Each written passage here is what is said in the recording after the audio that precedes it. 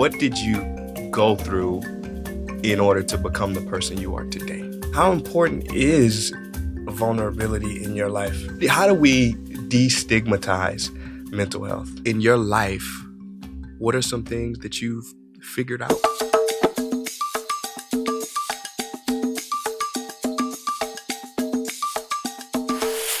So first of all, when we met, you're just, this smile is what I see. You roll down the window and I just see this smile. It's like bright smile, like just flowers and daisies. I'm like, oh, there she is. We come out, we hug, and I just loved your energy immediately. Thank you. You're just so happy, authentic, and yes, it's something special and unique about you that I think I just felt immediately. Thank and I don't get that often, especially not here in LA. And I wanted to ask you, so you said you had just got back from a women's retreat? Yeah. So it was a mindful weekend is what it was called. And it was 10 women and we all went to Lake Arrowhead. And it was like, for me lately, I've had a lot of more stressful things going on in my life that have been a little tough. Yeah. And it was like perfect timing for me to go on a weekend like that. And I've done retreats before and I'm always super open. If someone asks me a question, I always say, if you want to know me, you're going to know me. And if that's too much for you, then I'm not right fit for you. I'm not the person for you. So we went on this retreat and it was just this instant connection with all these women. I was the youngest there. I'm 24. Everyone else was late 30s to 40s, some 50s. Like I was definitely the youngest there. And I was like thriving. It was my element. I'm like, see, I feel like a 40-year-old trapped you got an old soul. in a 24-year-old's body. Like I'm an old soul. I love being around women. I love being around older women. I feel like they just understand certain things that I'm going through and can give me wisdom that I can't always get from my friends. And they have more experience that my friends haven't had. So it was a wonderful weekend. And I think that pulling up here and seeing you, and I instantly got that energy too. And when I pulled up, I had such a lovely weekend that my spirit feels recharged and I have so much that I took away that I'm just like excited to get back into my life and bring that energy with me. Okay. What was one thing that you took? What was like that one big takeaway? We did this thing on the first day where we all like lit candles and wrote down our 4 wishes for the weekend. And then we picked one specific wish that was the most important to us and we shared it. And mine was to find self-love from within. I think I look for self-love through validation of others by giving to others, doing things for others, giving a lot of myself and not necessarily knowing how to receive and not even feeling good when I do receive. Like that doesn't fulfill me. So my goal was to find self-love and to be able to see the light and the beauty that people who love me claim to see. I want to be able to see that, but I want to be able to see it not from someone saying thank you for taking me to this or for inviting me to that or buying me this or showing me something. I want it to be, I want to learn how to love myself just because I love myself. And it's really hard to do that. Wow, that's big. Okay, we starting big. That's it. I mean, if you think about it, that's the foundation. That's the crux of every issue, every problem that we face is a lack of self-love. Totally. And I think it's also the answer to every issue we face. I think for me, it's like we talked about spirituality a little bit earlier. And I think spirituality is like the only way to really fall into that self-love space. Totally. And it's not, like you said, it's not like a doing, like an achievement, because our world is based on, hey, look at me, I did this, so I should get approval or validation. But like the recognition that our essence is love. Totally. Like I think once we recognize that we are not these thoughts, this chatterbox, this broken record, right? We think like 60,000 thoughts a day, and most of them are reruns. Most of them are like the repeat episodes. But I think when we can understand that these thoughts are just clouds coming and going, but who we are is the observer, the witness, which is love itself. But I think that comes with meditation. 100%. Do you meditate? I really struggle with meditation. Yeah. I always say like my biggest fear of this is a little dark, but the reason I'm so afraid of dying is because the voice in my head is so loud. It never stops talking, which is sometimes nice because I don't feel lonely, but sometimes I cannot turn off my conscience. And I get scared that if I were to pass away or when I pass away, that voice is still going to be trapped in there. I can't piece together where that's going to go. And so I think why meditation is really hard for me is because I want to just let go and like be one with nature, feel grounded, and be able to leave that part of my mind for a few minutes and just feel my fingertips, my knees, my ankles, every part of my body. But it's really hard for me to do that. I'm trying, and I do try to allocate time in my day to meditate, but it's hard. Yeah. Meditation is hard. It is. Well, you know, the Dalai Lama, he said that sleep is the best form of meditation. Yeah, I think that's when I get it the most, because I'm always go, go, go. I'm a bit of an avoider. I'm very self-aware, almost too self-aware. Okay. So for me, the only time I can slow down is when I'm binge watching the same shows I've seen a million times. Yeah. And that's my peace. Yeah. Like One Tree Hill, it's a really random show.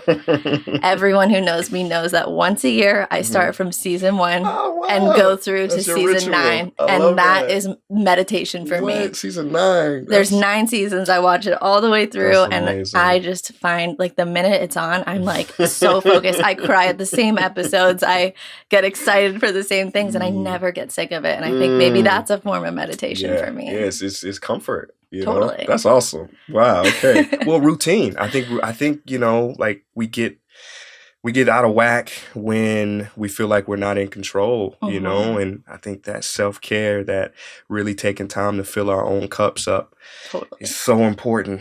And that's kind of what you, I think, focus on is self-care, and which I think is, I mean, we're in a sauna. Literally. By the way, how you feeling? I'm a little sweaty, but I feel good. Okay. But I like it. I don't really sweat. That's another thing. I'm weird. Yeah? When I work out, it's really hard for me to break a sweat. Interesting. So that's why I like hot classes, because it's the only time I can really get that. Like hot yoga? Going. Or yeah, hot yoga, hot Pilates. Okay. Any hot anything, I'm like, sign me up. See, I'm the opposite. So my dad has this thing like hyperhidrosis or something like that, where he sweats a lot, and I didn't have it growing up, but I think I like inherited this thing. I wouldn't be hard on yourself. We are in a hot sauna, though. That's true. Well, all right. So for people that don't know you, who are you, and what did you go through in order to become the person you are today? My name is Allie, for those of you who don't know, and I am 24. I'm from New York. I grew up with divorced parents from the age of 6 years old, and that was like the first time I noticed any sort of ability to get in touch with my mental health, because change really wasn't easy for me. I had a lot of anxiety, a lot of weird OCD tendencies. I wasn't able to put, a finger on, this is because my parents got divorced, or I'm acting this way because I'm feeling unsafe or unstable. It was more just like, if there was a thunderstorm, I was in the basement because I thought there was going to be a tornado. Like, it was that level of like really crippling fears that didn't really make sense. It wasn't as tangible as, oh, my parents are divorced and I'm crying because I'm sad about it. So I started to notice at a young age those kinds of issues, and they continued to get worse as I got older. A lot of irrational fears, a lot of weird superstitions that were my way of getting through life. And I used to pride myself on being a person who was just a doer. Like, I am a doer. I am very independent while also having attachment issues, but I'm super, super independent. I've worked since I was 13. My first job was at a nail salon, and I didn't have to work. I mean, I'm very grateful for the life I have.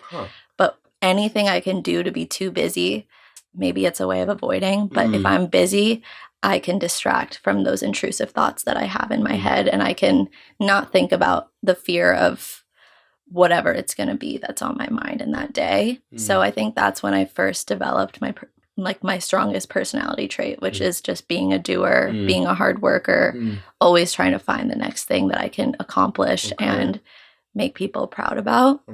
So it kind of started there. And then with that, I picked up a lot of people-pleasing tendencies. And like I was talking about before, that's where a lot of the self-love that I'm trying to find is coming from, because I grew up kind of feeling like validation comes from making people proud. Yep. Validation comes from giving to others. If you buy someone something, and it's weird because I'm never in the mindset of wanting to buy love for someone, but it could come off that way. It's more, I'm happy to pay for you to do this so I can share this experience with you, and watching you share an experience that might make you realize something that you love that you never knew you loved. Like, weird example, I'll take you to Disney, and I'm not trying to get a stamp of approval because I took you to Disney and bought you a ticket. I'm trying to share a memory and an experience with someone who maybe never went to Disney or never went to Disney with me. And I think I make it really fun. And that's kind of been who I am and how I define my pride and my self-worth. So it's kind of just grown along with that. And I think what's brought me to where I am now and the person I am now is that I just love to give to others, and I love to make other people happy. That's who I am. You mentioned in an interview I saw that you were a survivor. Go into that a little bit. So that was because I like that word. First, I like that because it's empowering. Yeah, it's crazy because it's the first time I ever said it out loud, and I'm still like learning how to talk about it and how to grieve from it. I'm a survivor of physical abuse, and it took me a long time to be comfortable using that word because I think I'm always the type of person that says, like, there's so many people who have it so much worse, but that doesn't like mean that I'm not a survivor. And I think that the word can feel really big and heavy, and it's also hard to accept that that could be something that's attached to your identity. And I'm trying to find how to make it not my identity, but something that happened to me that's made me who I am today in a positive way. And there's still hardship every day. There's still trauma. There's still things I work through, but I can be a survivor in my way, and it can be my term. And the way someone else calls themselves a survivor can be their way and their version. And I think that's what made me feel comfortable to finally say that, because someone made me comfortable to say I'm a survivor, because I was ready to say it, knowing what it means for me, not what it means to someone else. It's the hardships, the things that we go through that really make us who we are. And, it's the old saying, no mud, no lotus. The lotus is the most beautiful, fragrant flower on the planet, but it's only from the ugly, dirty, smelly, low swamp that this beautiful creature can emerge. Absolutely. It doesn't grow on gold. It doesn't grow in the highlands. It only from these low places, so no mud, no lotus. They say you get poked with so many holes in your life that one day you become holy. I love that. I really, in a positive way. In a positive way. Something I said this weekend, actually, at the retreat I went to, and I think it's an interesting point, is I grew up with privilege, and I'm so grateful for that. And there's so many people who don't have privilege, but the one thing that can not divide us, if we think about it, is mental health. All of us, no matter who you are, if you have money, maybe you're a little more lucky because you can afford the treatment, and that's a huge problem in this country.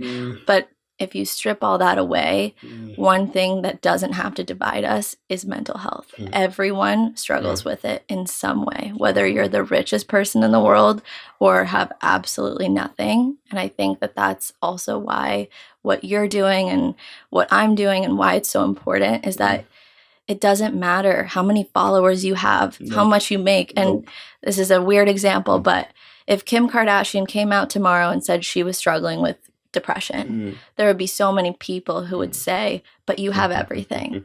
And you know what? They're right. And she has so much, and she has so much access, and she has a beautiful life, but that doesn't mean she can't struggle with mental health. There's no limits or cap on who struggles with it. And so I think that was kind of a random sidebar, but it was such a breakthrough for me, because I think something that can connect all of us in this world when there's so much division and so many people trying to one up someone on who has it worse or whatever. I don't think there's any worse, any harder. Everyone has struggles, and some people do have things that are so much worse. And I can say that from my perspective, but mental health is something that we all experience, and it doesn't have to divide us.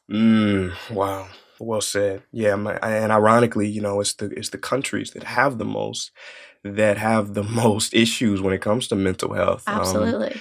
It's like you got countries like, Bhutan, one of the happiest countries in the world that, they might not have indoor plumbing, but they're happy. Yeah. Because they have each other. I think in our world, unity, people, community is so important.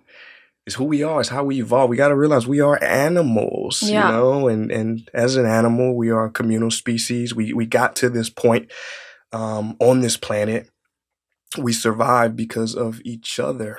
Absolutely. Like you and I are lucky we can sit in a sauna and have the privilege of being here and talking about these things, but we relate to so many people who might not have the ability to do this and have this way of talking or sending out this message. And I think that's the beauty of it. And the subject matter is just so important. And so for me to you, I really respect what you're doing and just think your energy is amazing, and your ability to step away from one part of your life, one part of your career to then this is just so special and so meaningful, because you might help one person and you might help 20 million people. Yeah. But if you could help just one person, this is how I feel, that's better than no one.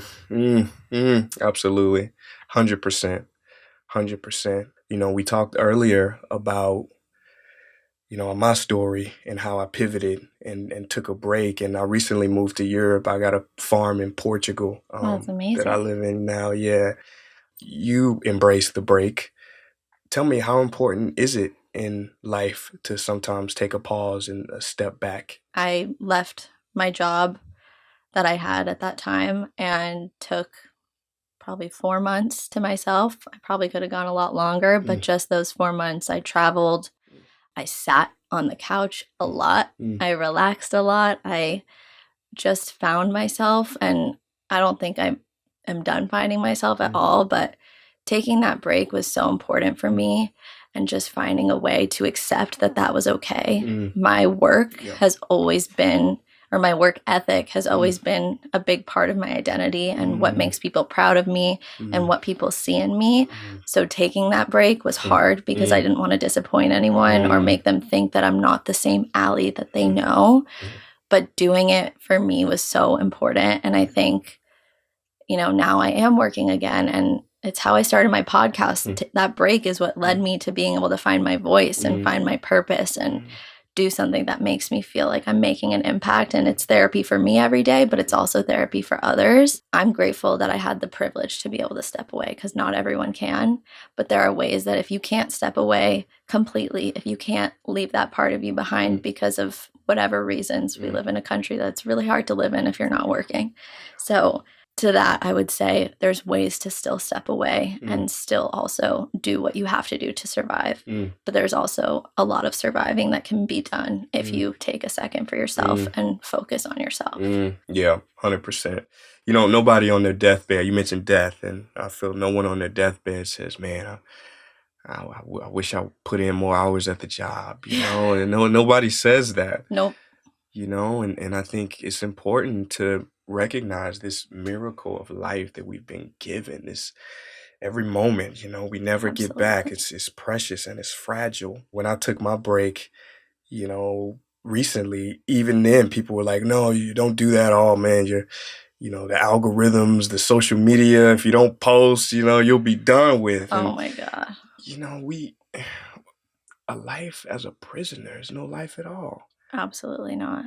I relate to that so much because I'm still in the phase of really growing my podcast and my brand. And I'm just like, sometimes I just don't want to post. And I'm still figuring out what consistent posting looks like for me, because it's draining. I still care what people think. I still am getting over those things. This is all new to me. I mean, I open my whole world up when I talk on my podcast. I tell people everything. I expose my family. I expose friends. Of course, I do it very graciously, and I make sure that I don't hurt anyone. I just try to be authentic, but it's draining and it's a lot, and it's a lot of balance finding, especially as I continue to grow and figure out what's going to be next for it. So, but I couldn't agree more. I I want my podcast to always remain therapy, not something that I have to do or that I feel like I'm a prisoner of. It's a balance. Yeah. Well, you mentioned you kind of expose things that people normally won't talk about. Tell me, how important is vulnerability in your life?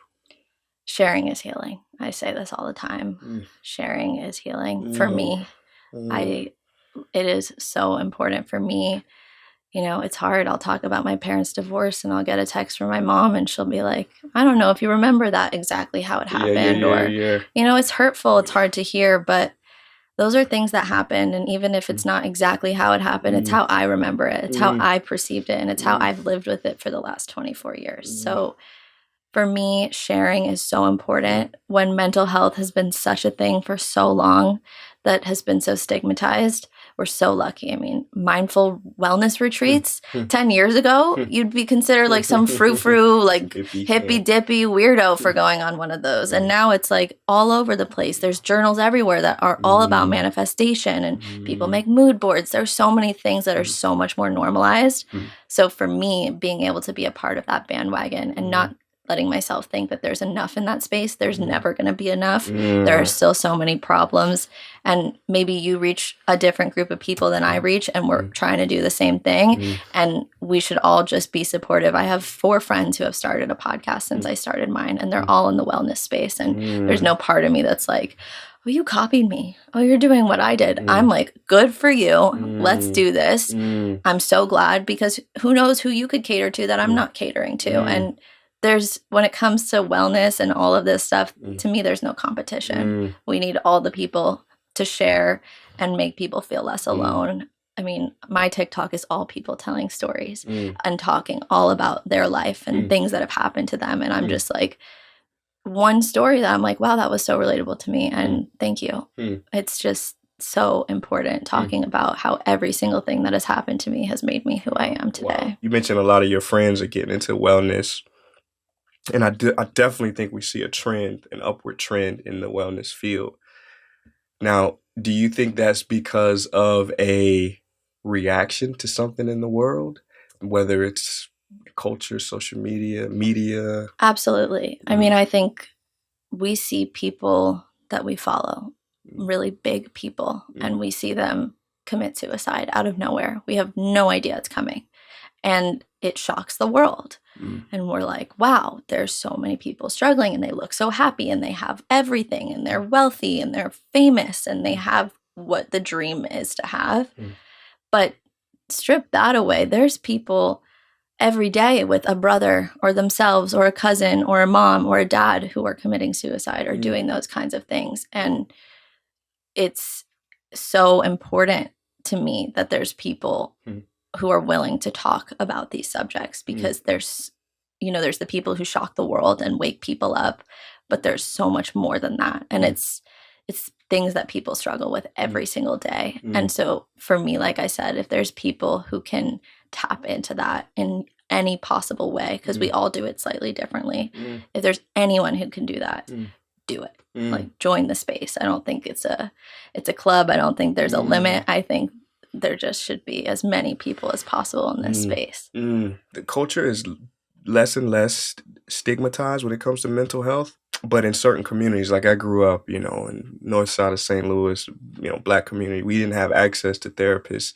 And if you felt like you needed a therapist, some families would say, oh, just, you can either pray it away, or, Jesus can hand take the wheel, or we might not have money for it. Or as a man, and actually not funny enough, but ironically enough, men commit suicide at a higher rate than females. So mental health can make a man, if you have issues, feel like weak or lesser than a man. How do we de-stigmatize mental health? There's so much to be done, but I think first and foremost is, if treatment is more accessible, people won't judge it as much. I try so hard to strip back from labeling myself, because I definitely have OCD. I definitely have depression. I have PTSD. I have panic disorder. those are all labels that if you tell someone who's just joining the bandwagon of being open-minded to mental health as a whole, those are things that scare people. Labels, medication, therapy, those are all things that have been stigmatized for so long. So I think stripping back labels, making care more accessible, making it not feel so big and so labeled and so intense, if we can start there, we can get to a place where, I mean, here we are, and there's tons of people like us talking about it. There's a lot of voices out there. There's a lot of people talking, and that's amazing. But the next step, in my opinion, is accessibility. It has to be more accessible, and it has to be something that makes people feel comfortable, because so many people, even if it's talked about, are afraid to go to therapy or are afraid to take medication when they need to take medication. And I'm like, look, I'm on Lexapro and I will shout it off the rooftops. It saved my life. And I'm okay with that. Not everyone is, and you don't have to be. That's also okay, because we could be sitting here and you support mental health just as much as I do, but you're not for medication, and that's totally fine too. But if we make things accessible and therapy affordable and available, there's so many things that can change. Just so many things. I'm for whatever works. You Me know, too. like it's so many people, we want to play for a team, whether it's like the holistic alternative medicine team or the strict pharmaceutical, this is the only way that works. Yeah. I think we need to look at it all. It's everything. It's not one thing. It's not like I just started taking medication and then didn't go to therapy. I took medication and I go to therapy twice a week. So for me, I have that balance where I'm letting the medication do chemically what I need, but with my internal strength and my mental and my mind, I'm using that power to also work together with the medication in my body. And, you know, it's not, for me, I hope it's not a forever thing, but if it has to be, that's also a stigma I'm trying to remove. Like, everyone's so worried about going on medication just to go on it for a year and then they want to wean off. It's like, I'm not thinking that way. Right now it works, and if it doesn't next year, then it won't next year. I think we have to make wise decisions, you know, look at everything from every angle and make a decision in the, you know, in our best and most developed selves' best interest. You mentioned labels, and how you feeling, by the way? Is it getting hot? I feel good. You're getting steamy in here. I'm chilling. Maybe I'll drink some water, but I feel good. Get your little Mountain Valley in. Oh God, my hands are sweating. You mentioned labels. You know, there was a philosopher, Wittgenstein. He said that the limits of my language are the limits of my world. In, you know, I studied anthropology, and in anthropology we have things, you know, theories and like linguistic relativity. The more scientific, I guess, other name of it is the Sapir-Whorf hypothesis, which essentially means your language determines your reality. I did a video a long time ago, and it got a lot of negative feedback, a lot of it. It happens. But also positive, and it was interesting. I'll send it to you later. But it was called "You Are Not Depressed." And what I was getting at, which I think some people over this video has like 15 million views on YouTube, probably like 50 on Facebook, and people on both sides, right? So the premise of this was all about the label. I used the science as far as your language determines your reality in this, and I said that you are not depressed, you are experiencing depression. See, I felt as though when you call yourself something, it becomes you. When anything you put after I am, it's like water, the water in that bottle, right? It becomes the bottle. Right. So when you say I am this or I am that, you become that, but there's so much more to you than that. But when you define yourself, you confine yourself. But I think when you acknowledge, hey, I'm experiencing this, it gives more space. Gives more space to it. I couldn't agree more. So that language piece, I totally agree. It's so important. It's important on both sides. If you are diagnosed with something that you really need to attend to, I think it's important. I think sometimes it is important if you really aren't able to live your life. If it's so debilitating that you cannot function in whatever way that is, you have to tend to that. But you also don't have to define yourself by that label. It can be something you've been diagnosed with, and it can be part of your identity, but you don't have to, no one's requiring you. It's your choice. If you want to stand up and be an advocate for bipolar disorder, if you want to stand up and be an advocate for depression, anxiety, go for it and own it, and you are helping people. But if you have those things and you want to be a mental health advocate, you don't have to label yourself. You don't have to use those terms to talk about it either. It's so linear and or not linear, and it's really up to you how you want to talk about your journey. And if when I have a guest on, if they want to say what they are, what their label is, if they don't, it's you don't have to, because it's mental health. It's all an umbrella. We're all underneath this umbrella. Anxiety to me is an umbrella, and everything else is underneath it. Everyone at some point in their life has anxiety. There's not a single person who doesn't. It's just a fact. The average doesn't exist. You know, it's like everybody is going to face this stuff throughout. And so to develop strategies, even in advance, you know, they say the best time, you know, if you're married, the best time to go to a counselor or a therapist is when you're happy.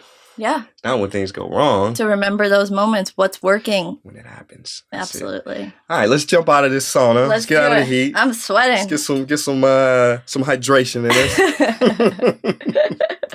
Amazing. Let's do it. I actually had a health scare 2 years ago and had to have surgery. And after that, before the surgery, I've always been a hypochondriac. So anytime I got a headache, I'd be like, I have a brain tumor. And my family would be like, all right, relax. Like, you're fine. You just have a headache. And then I ended up having a tumor in my brain. It was not a brain tumor. It was a pituitary tumor. Okay. And when that happened, I had to have surgery. And it was like my biggest fear came to life. Yeah. And so I had surgery for that. And I think leading up to it, I was super numb. And then after, I had a small complication, and there was a lot of anxiety that came after. My whole family was so relieved that it was over. But for me, it wasn't over. It was like just getting started, because I had just started processing what had just happened in the last 6 months. And so that's when my family and I all agreed that getting a service dog would be a good thing for me, so that I could get myself back to being able to be alone and not afraid to leave the house and all of those things. So I applied for my dog. He was trained for a little over a year. And then I went to Tahoe or Reno and stayed in Tahoe, picked him up, did a week-long training session, got to know him. He was trained already knowing the things that he needed to know about me. And then I picked him up, and I've had him since then. So it's been Bowie. Bowie. Yeah. David Bowie? Yeah. Okay. Not Dave. His name is just Bowie, but it's after David Bowie. That's incredible. Yeah, he's the cutest thing ever. Allie, what was the most difficult decision that you had to make in your life in order to fulfill your destiny? I think moving back to LA after COVID and after my procedure and my surgery, I think that was really, really hard. I had a lot of attachment issues with my family. I didn't want to be away. I was afraid that something would happen. I've always been a homebody and really struggled with committing. I've lived in LA for 7 years, but during the 2 years of COVID, I was pretty much solely based in New York. Okay. And so I think jumping to move back to LA after all of that was a really, really big decision for me. And I think it was the best thing I ever did. But I think when I'm in New York with my family, it's a Band-Aid. I don't face the things that I need to face to heal. But when I'm here, I'm able to, even if I might feel a little lonely or have to go through things alone, I'm actually able to go through them and challenge myself. And everything I have here is from myself, because I didn't have family out here. I didn't know a single person when I moved out here. So my whole life here is a life I built for myself. And that to me is like, I think that's what gets me through any moment where I do feel alone. I just try to be proud of moving across the country and creating a life for myself that's solely created by me and curated by me. Yeah, the hero is Joseph Campbell. I don't know if you're familiar with his work, but so Joseph Campbell was the guy who he inspired George Lucas, Star Wars. He wrote a book called The Hero's Journey. or The Hero of a Thousand Faces. And it's all about how the hero has to step away from home in order to find his or her path, in order to become the hero that they were meant to be. Right. And interestingly enough, the word hero, if you look at like the root, the etymology of it, it's servant. And that's what you're doing. Yeah. You know, you've had the courage to step away from the familiar into kind of an unknown land, and you're going through it, and now you have created a very amazing podcast. Thank you. You know, let's just figure it out. Let's try to figure it out, and it's amazing. The topics that you touch on, the you know, whether it's body positivity, mental health, friendships, like real human topics. Yeah. Tell me, from your first season, what was the biggest aha moment that you had on your podcast? I think there's two. Okay. I would say the first one is learning that I had never in my life thought I'd be an interviewer or be able to interview people. Journalism wasn't something I studied. That was never my, passion. But I learned, and the biggest aha moment was that if you can make genuine connections with people and have authentic conversations, the interview kind of comes naturally. I feel like in this conversation, it's a perfect example of that. We're just two people talking and relating on subjects that we're very passionate about, and the rest comes so naturally. I've noticed that for me, I was so nervous to interview people when I first started. I didn't know how to not make it sound, okay, next question. Yeah. Let me ask you this. Oh, great answer. I mean, I've been on other podcasts where people ask me something and I give a really thoughtful answer, and their response is sometimes just like, oh, wow, that's amazing. And then on to the next question. And so for me, a big aha moment of feeling like I found something that was meant for me was every episode and every interview, whether it's someone with a big following or just one of my great friends, felt so organic and natural. And that just made me feel like I was in the right place. So that was one of them. Okay. And I would say the other one was in my interview with Haley Jacobson, who is an incredible author. Her book is actually coming out soon, and she's amazing. She and I had a 2-hour conversation, and my episodes are usually not that long. It was the first episode we ever had to split into 2 parts because it was a really lengthy interview, and it was with her where I shared the first time ever that I was a survivor. And it was such an aha moment for me because I created this podcast to talk about my stories for others and to get other people to come share their stories, to feel empowered and to help people and to feel safe. And in an interview that was supposed to be about her, and it definitely was, she made me feel safe. And she made me realize that saying I'm a survivor could mean what I want it to mean, not because there's a lot of survivor shame. There is. There's a lot of shame about calling yourself that and what that means. And so for her to put me in a position where, you know, just a few episodes into taping my podcast where I felt safe to just go out and say that, I was just like, I'm still taken aback by that moment. It was so special for me, and it was one of my favorite episodes. You said so it's like therapy for you on this show. Every time. Every time I tape, I'm like, wow, that felt good. Wow. It's almost made it hard for me to go to therapy because sometimes I'm just like, I'd rather just tape an episode and it feels just as good. Wow. Yeah. It's just that connection, right? It's like, that's what we miss, you know, in our world, in our so divided world. You know, there's so many barriers to true connection. Totally. And these moments where you can kind of sit in the same, you know, breathe the same air as somebody else and look in their eyes and really connect. That's what life is about. People always ask me, who's your dream guest? I could never answer that question because whoever comes on my podcast and shares something personal is my dream guest.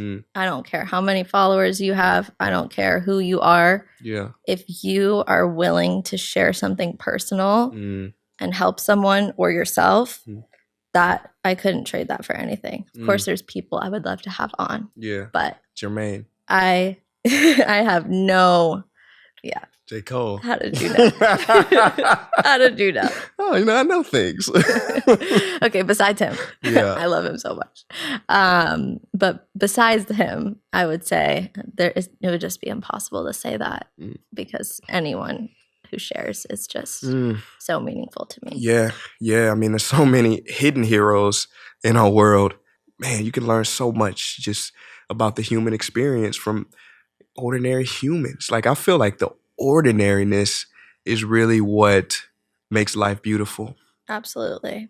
You know? And we're, like I said, there's no division between your story and who you are. If you're super famous and want to share a story, or you're not, your story is just as valid and valuable and important. And I think that anyone who feels comfortable to be able to get there is making progress for people in the world to see that they can do the same.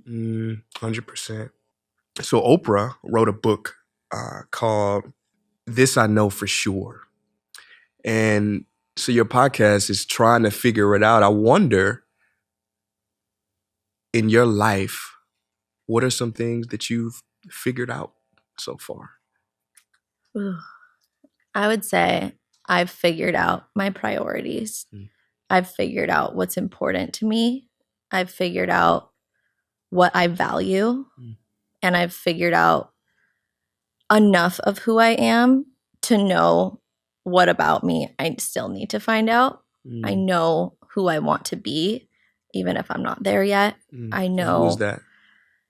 Someone who loves myself first and can still be a great person to others. Finding that balance of selfishness, because it's so important, but also still staying true to the things that make me believe I'm the person I am and are why I think I'm a good person, trying to find the balance between the two so that I can also find happiness from completely within. So things I know for sure are that I'm strong, that the things that have happened to me, there's not one of them that I would change. Of course, I could wish they never happened, but there's not one bad thing that has happened to me that hasn't made me who I am now. And I wouldn't be sitting here right now with you. I wouldn't be making the connections I've made. I wouldn't be living here. There's so many things that I wouldn't be if those things didn't happen. So there's not a day that I'm not, in a sense, grateful, and I wouldn't change it. I just wouldn't. I wouldn't change any part of my journey. I would just continue pushing and trying to be happy and figure things out. And that's something I know for sure, is that I'm also really, really grateful for my struggles and my adversities. I consider that the ultimate mindset. You know, when you can say thank you and bow to your past or to things that you've gone through. Doesn't mean you validate them or want to go through them again, but you can bow and say, "Ooh, thank you." And I did it. I'm still here and I'm okay and I'm happy. And on the days where I'm not, I know that maybe tomorrow I will be. And that's something I would never take for granted, ever.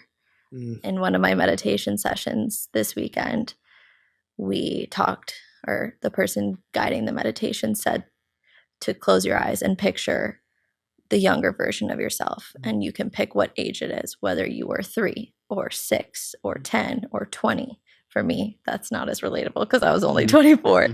But I picked 10-year-old me, which is when I start remembering my life, because I don't remember anything before I was 10 years old. I don't remember living with both my parents. I don't remember a lot of things before that age. It's very fuzzy. So for me, I picture that girl, and she said to give that girl a hug. And I don't think we ever think that way, to just give yourself a hug and tell yourself, that 10-year-old self, look at where you are now. And even if you go through 20 more things that happen to you, life is not going to stop throwing curveballs at us. It's just not. It's never going to stop. That's the definition of life. But just thinking to give 10-year-old me a hug was like such a powerful thing to think about. And I've never been told to do that. And I thought it was really special. That inner child work is so important. So important. Because our personalities and kind of who we become are built around those early that's why they call them the formative years. They're literally forming our brains, forming who we're going to become. And fortunately or unfortunately, we can go through traumas at that time and they become unresolved. And it's like only until we can go back, kind of time travel back and give our 10-year-old selves a hug, say it's all right, it's okay. Can we heal our adult selves? I can't wait to be 40 and give myself, my 24-year-old self, a hug. Well, back then, I mean, or back then you'll probably have like you could create an AI replica of yourself. And actually give them a real hug. Give them a real hug. You can feel it, yeah. Who knows? Oh, that's scary to think about. Yeah. What are some misconceptions, myths of mental health that you feel like should be thrown away? There's so many, but I think, there's even us in this conversation with spirituality and trying to find that comfort with yourself and the beauty of life and finding happiness and not labeling yourself. I think that, there's so many people who say that, like, you should just be happy. You should just be grateful. I think, like, it's really okay to not be okay. Like, it's so okay. And I think when I'm having a bad day, sometimes people will text me and be like, well, let's get out. Let's go do something. And sometimes that is what I need. But I also think, like, if you wake up and you decide that the best thing for you that day is to stay in bed, that is okay. And then tomorrow, see if you can push yourself. But if you can't push yourself, I think something we all try to do, and a big stigma around mental health, is just to try to constantly push ourselves. And there is an element to that is so important. You should never give up. Yeah. But it's also okay to listen to what your body is telling you it needs, because sometimes it is telling you what it needs. So I think that's one that I would say. And again, like we talked about, labels are so scary. I think we should strip away those stigmas around labels, around therapy, around medication, around, I think a lot of people, like I said, still think that going on a wellness retreat is a hippy-dippy, frou-frou thing to do. And I think the more we can throw away that judgment, that side of us that thinks that that's just people, being exploited and spending their money on something. And it can be. There's a lot of places that are still exploiting mental health, and that's a whole nother can of worms that we don't have to get into. But I think just no judgment, like lack of judgment towards anything around mental health, is the number one thing that needs to be thrown away. And it could be under any part of the umbrella. Yeah, that stigma is if we could live in a non-judgmental world, where we just try to understand. Yeah. So I think that would be a beautiful space, and the importance of mental health. I mean, literally everything we see came out of the human mind. Literally. So to focus on the health of the human mind would allow less violent creations to come out of the human mind. Absolutely. And anyone who stigmatizes mental health has mental health issues too. But they can be afraid to admit it. I mean, I've seen, my dad is a strong man, and he is afraid of certain things, and he's super intelligent, super successful, and an incredible father, but he would never admit when he's having anxiety or feeling sad or whatever he might be feeling. He just will say, don't want to talk about it, or I'm fine. And you can just tell that he is stressed and overwhelmed and anxious, but it's not in his generation to call it that. That's for sure. And so he's so supportive of me, and he knows when I have a panic attack, he'll be like, really, again? It's every week with you. And I'm like, that's life. That's what happens with people who struggle with mental health. And it's not something I control. It could be every day. It could be once a month. It could be once a year. So I think there's so many people that do stigmatize it. And I wouldn't say my dad stigmatizes it at all. I just don't think it's his identity. And I don't think he wants it to be It's his. a different time. Totally different time. Totally. You have a brother? I have a sister. Yeah, okay. I wonder if you had a brother, how he would, because raising sisters or boys and girls, it can be different. He's a girl dad. And he's the best girl dad ever. He's painted my nails before. He is the best girl dad. Oh, that's cool. Ever. Did he paint his as well to match? He did. He didn't do that. Okay, gotcha. But during COVID, one of my best memories was just giving him facials. He loved it. I would do the whole skincare routine for him, and he was like, "Can I have another one?" And I loved doing that with my dad. He's just an amazing girl dad. He gets a chance to get in touch with his feminine side, in a way that's culturally accepted. Absolutely. Absolutely. Yeah. You mentioned panic attacks, and I know you have a lot of experience in this area, and I'd love for you to share to the listeners, if somebody is going through a panic attack, what are some things that you've learned that can help in these situations? Yeah. I think there's two different ways. I know when it's coming. I know when it's about to start. So I've learned some tools to stop it from getting to that point where the hormone of fight or flight gets released into your body, because once that happens, it's really, really hard to stop it. And at that point, you kind of have to really accept that it's now real. It really is. It's always real. But once that chemical, that hormone is released into your body, it takes a lot of effort and strength to get it to stop.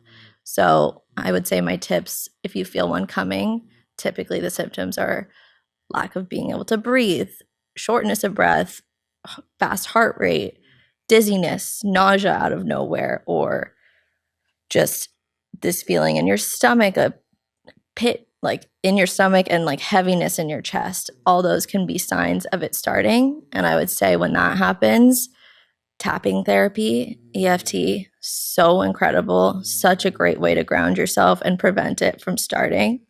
That's a really good tool. And deep breaths. If you're with someone, tell them how you're feeling. Have them try to distract you. Have them try to talk to you, tell you you're okay. For me, reinforcement is everything. Maybe not for everyone, but if someone next to me says I'm okay, I can start to think that I'm going to be okay. Yeah. So those are all things I do to prevent it. If it's happening, you have to accept it's happening, because once it starts, the symptoms get really real. You feel like you need to go to the hospital. You might be throwing up. You might be passing out. You might be unable to breathe. It can get really, really severe. And so once that happens, my best tips are to lay down, cold washcloth on your forehead, always. You can try to do tapping therapy, but sometimes in those moments, it's hard to even get yourself there. Yeah. I always run a bath. Yeah. Try to do that. Physical stuff. Physical things. I love incense. Just certain little things to calm me down and relax me. And it's usually really small things, because once it starts, it's so severe that I can barely get up to go run the bath or do those kinds of things. So stay grounded, lay down. Don't stand up because you might pass out. It's very possible. Lay down, deep breaths. Tell yourself it's going to pass, and it will. And when it passes, you're probably going to feel like you just did a really intense workout, because the exhaustion that comes when you fight through that is real. So that's the tips I've learned. And I'm still working on mastering it. I mean, when my panic attacks are bad, I still think to myself, how the F am I going to stop this? Because it's really, really hard. So if anyone else has tips, I would love to know them too, because you said, I mean, those are great. Like, I mean, man, you're giving therapy, but I just look at you and your demeanor, your energy, your experiences would make you such a great therapist. Everyone says that.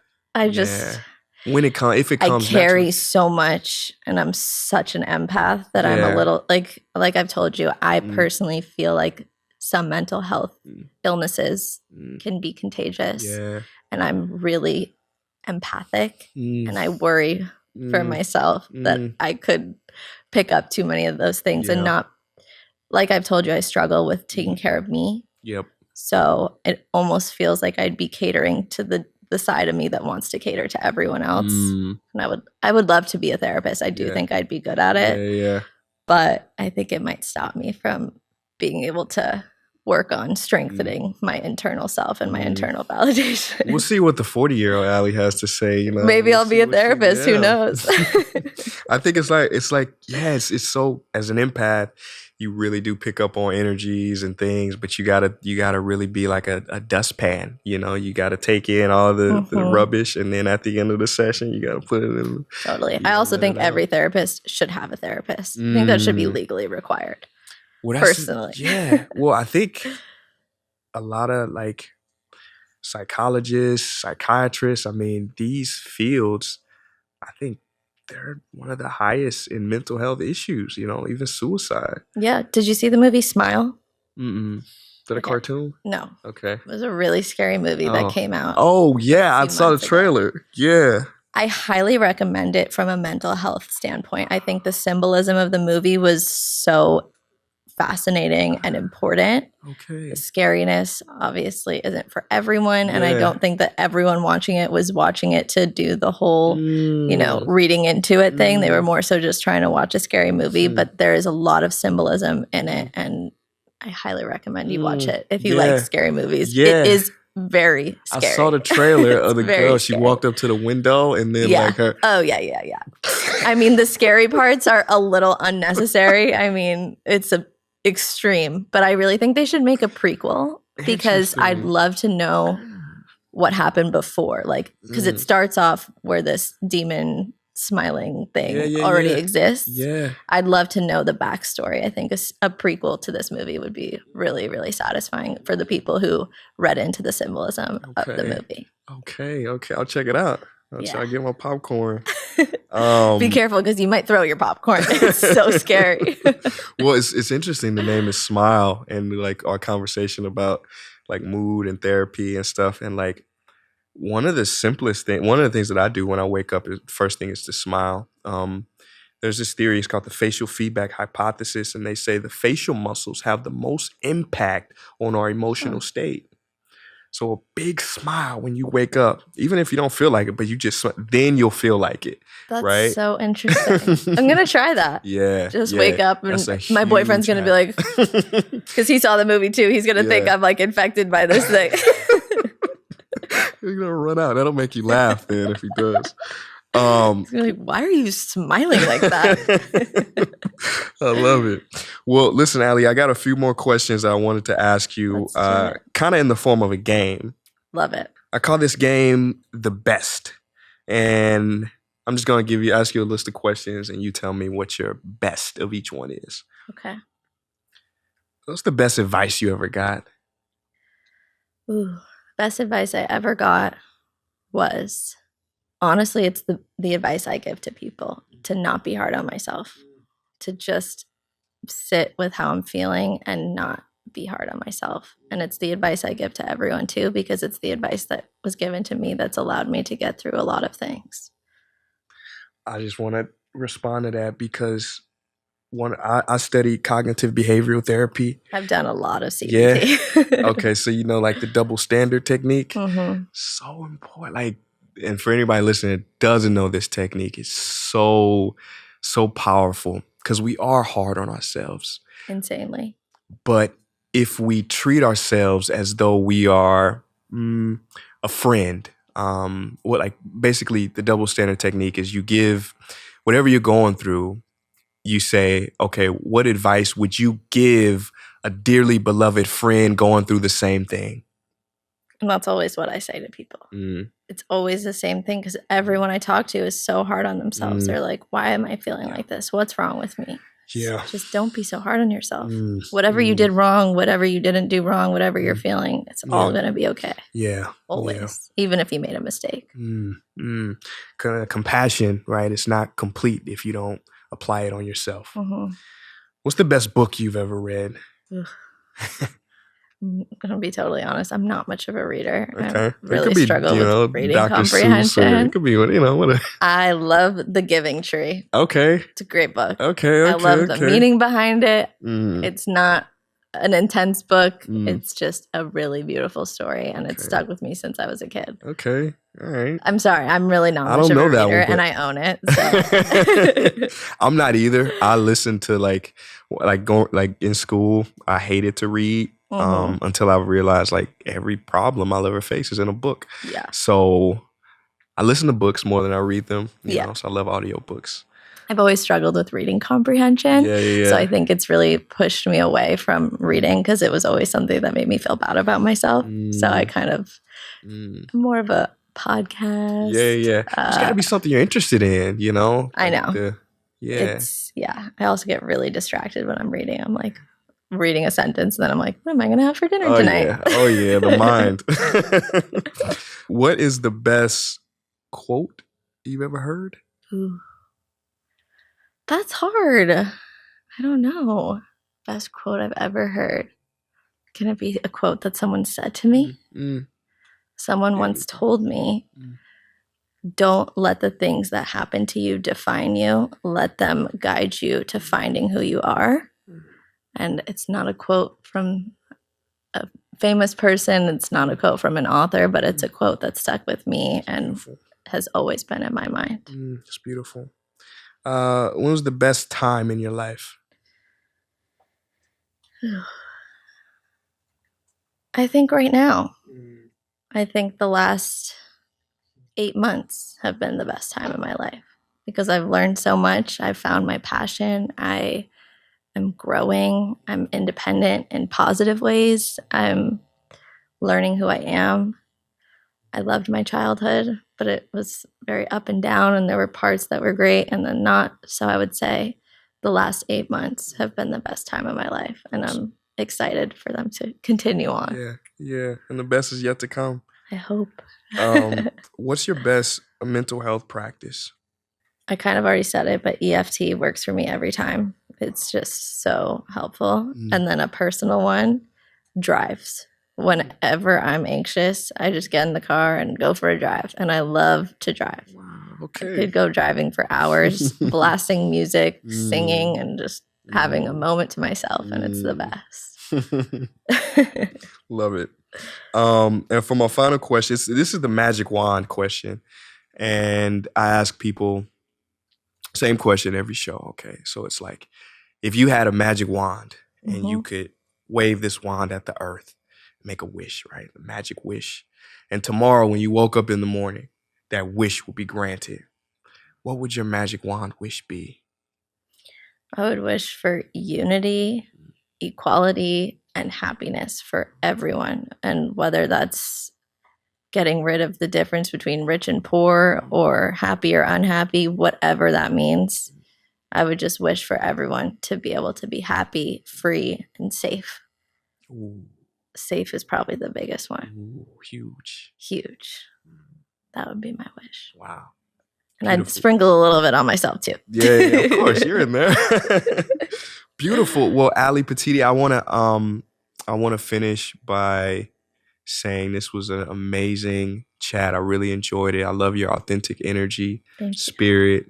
You are a special just light worker on this planet. I can tell from the moment I saw you. Where can people stay in touch with you, hear more about you, learn from you? Where can they go? Instagram. My Instagram is just my name, which is at Ali Petitti. You can find me on TikTok. I'm not the most active there at the moment because it's not my point of focus, but you can find me on TikTok with the same at Ali Petitti. You can find my podcast on YouTube if you're a visual listener and watcher. We do video portions for every episode, so you can go on YouTube. It's just trying to figure it out with Ali Petitti. And then my podcast is available on all platforms, Spotify, shout out to them. But you can find it anywhere. Awesome. Yeah. Ali Petitti, thank you so much for being in Sauna Sessions. You're so amazing. This was such a special interview, and I will remember it for the rest of my life. Same here. Thank you. Thank you.